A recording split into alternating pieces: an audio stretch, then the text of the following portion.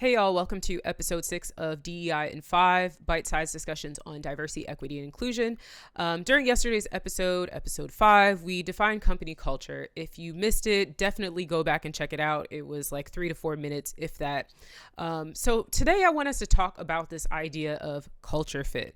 When it comes to hiring and recruiting, companies have for a very long time had the habit of seeking candidates who are a culture fit. Leveraging culture fit as part of a person's qualifications can be pretty detrimental to DEI for a number of reasons. To start, the term culture fit is very subjective, as discussed in the last episode of DEI in 5.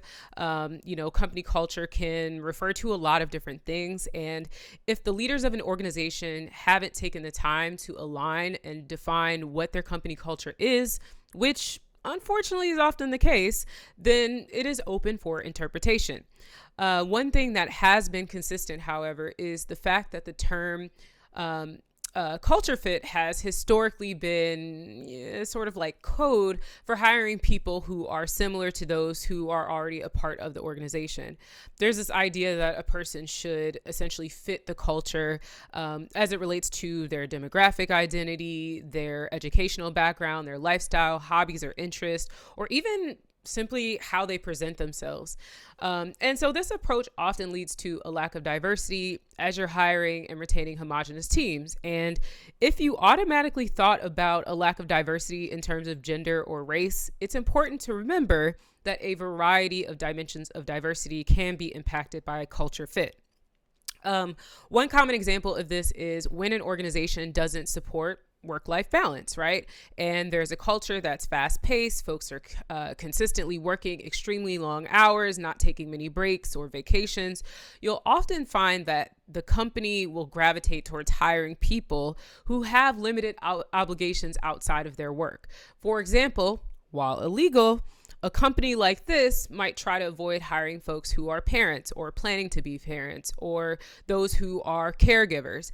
And saying that they are not a culture fit is often used in a scenario like this without any real explanation as to why they're not moving forward in the hiring process or being offered a position. Another good example that I've frequently seen is as it relates to age discrimination, particularly in the tech space. An older person may be well qualified for a role, but a younger hiring team can't imagine being social with that person, and therefore they label them as not being a culture fit. So what should we be looking for instead of culture fit?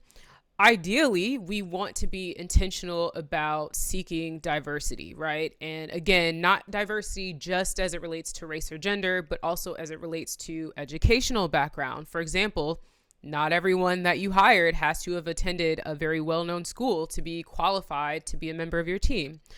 We should be looking at different ages, different physical abilities, neurodiversity, socioeconomic statuses, etc. In an ideal world, we should seek to hire people who come with new perspectives that can really stretch our organization. So that's it for today. Let me know what you think about this idea of culture fit. If you enjoyed this video, please like it, please share it, please subscribe to my channel for more, and I'll see you back here tomorrow with another episode of DEI in 5. Thanks, y'all. Until later.